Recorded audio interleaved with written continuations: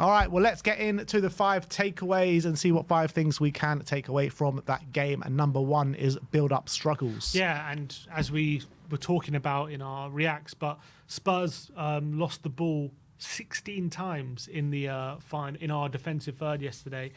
In fact, we were tackled in our attacking third 6 times, which is a league high for us this season. The most we've lost in our own defensive third throughout the whole season.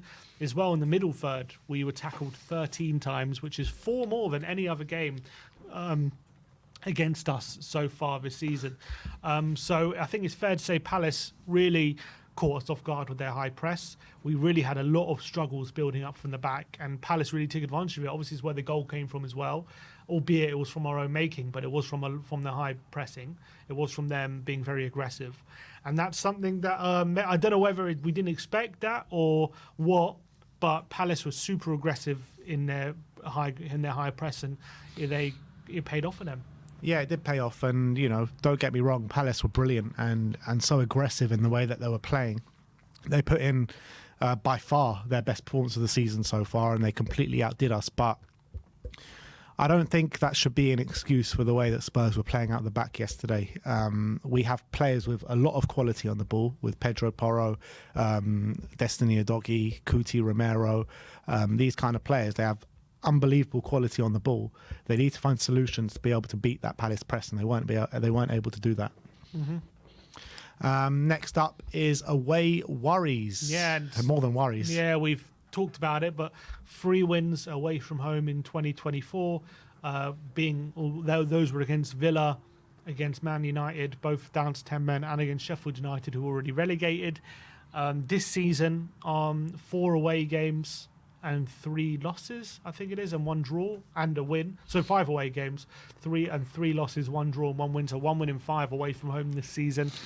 That's a big concern, and we really have to address this away form in terms of the results we're getting, because it just seemed to be that away from home we still have that big element of Spursiness about us, that weak element where all teams have to do is up the fight and be a bit more aggressive, and all of a sudden, for all the pretty football, we seem to crumble a bit like Wenger's Arsenal sometimes. A lot of pretty football, but as soon as teams, make the game into a fight, that's when we struggle. So Andrew's really got to sort that out. Yeah, absolutely, and it's going to be hard to do that over our next 5 away games. Our next 5 away games, we've got in the league, Man City away, Bournemouth away, Southampton away, Forest away, and Arsenal away.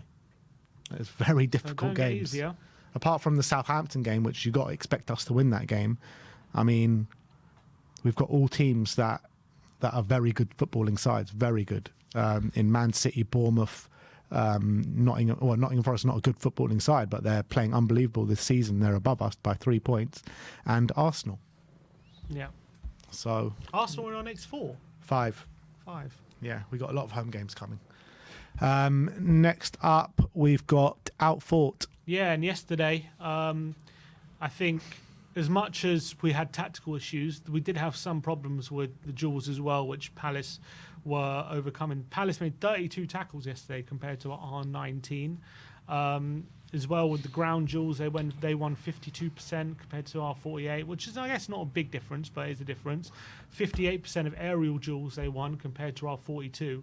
I think a lot of it was down to how they were getting overloads on us, and that meant they found it a lot easier to win tackles. But a lot of the one-on-one duels, we were struggling to overcome them. Apart from Slanky, who won 4 of his 5 aerial duels, everyone was struggling with their aerial duels. So, again, we conceded 32 tackles yesterday, which is the highest amount, second highest we've had all season, to be honest. And in terms of us, we made 19 tackles, which is one of the lowest. So we weren't really putting a foot in this game as much as we are in other games. And that led to us being outfought, really. Yeah. And I can take it when we are out tactic to a certain extent, but when we're outfought, I think that's just nowhere near good enough. You can't be outfought in games in the Premier League. It's just nowhere near good enough. You need to have more kind of standards for ourselves in terms of in football matches, and we got outfought in the second half of the Brighton game, and we got outfought for 90 minutes yesterday, which should never be the case ever. Number 4 is changes backfired. Yeah, and I think the changes on the hour mark, we brought on Richarlison, Sarr, and Werner, took off Kulusevski, Maddison, and Bissouma. No, we didn't take Bissouma off. He was still on. Kulusevski, Maddison, And Moore. Mikey Moore. Went to a 4-4-2 from a 4-3-3. And as much as I understand the thinking in the changes, put two up front, put more legs in the middle, and try and just force issue physically, I think the stats speak for itself that it just didn't work, because for the first hour of the game, we had, as much as it wasn't great, we had 7 shots, 3 on target, 4 off target, touches in the box. Sorry, where is this? Touches. We had, we were getting a lot more possession. We were just a bit more, as much as it wasn't great, it was 10 shots to 11 before the hour mark. After the changes, the stats read no shots. We had 1 shot and it was blocked. Palace had 4 shots, and we were completely out tackled. Touches as well was a lot closer. So I just think when you look at the end of the day, and after the last half an hour, we had 1 shot. Yeah, and that tells me the changes just didn't work. Absolutely, and we weren't able to get any advantage from them. So, as much as we praised Ange last week, made change early against West Ham and it worked. He made a triple sub, and unfortunately, I have to say it backfired. It got even worse, to be honest, and that's just not great. Yeah. And last but not least, the 5th and final takeaway: 2 steps forward, 1 step back. This is the classic Spurs takeaway, because I said it to you after the game. It's just like every time it seems as though Spurs are turning that corner, they put in one of these performances. Yeah, and I think that's probably what you can take away from our current run, because we are 7 wins in the last 9 games, but the 2 defeats are just feel so damaging, don't they? And they just feel like a step backwards every time. Building momentum, we beat Brentford well, beat United well, won in Europa League, and then we lose that game against Brighton really, really poorly after being 2-0 up. Then we, another step forward, beat West Ham, winning Europa League again, looking good, feeling confident, and then we have this performance against Palace, which completely out-tacticked. And I still think overall we're on good form. We're moving in the right direction. The 2 away wins are damaging, but the 7 wins have been generally, all of them have been deserved wins and pretty good. So as much as it hurts, it stings to get a loss like that in the manner that we lost, I still think we're in a positive direction, and I still think I'm positive about where we're going. Look, at the end of the day, the league is so tight. We're 3 points off 6th, we're 5 points off 3rd, so it's still very, very tight, the league, and a few wins and everything changes.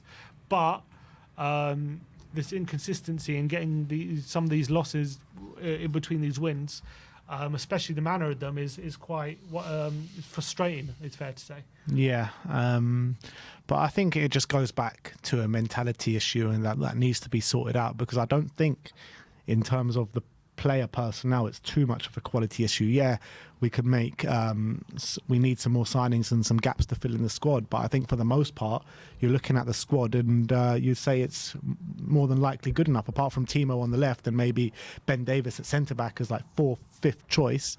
You would say the quality is probably good enough in the personnel that we do have. So it just makes you scratch your head as opposed to why these performances keep coming around. And it's always when the teams around us seem to drop points as well, which is the most frustrating thing about it. It was such a big opportunity for us yesterday to get close to that top. If we win yesterday, we go 2 points behind Arsenal or something, one or 2 points behind Arsenal? Would go 2 points, yeah. Yeah, so it was such a big opportunity for us to get closer to that top 3, top 4, and we threw it away once again.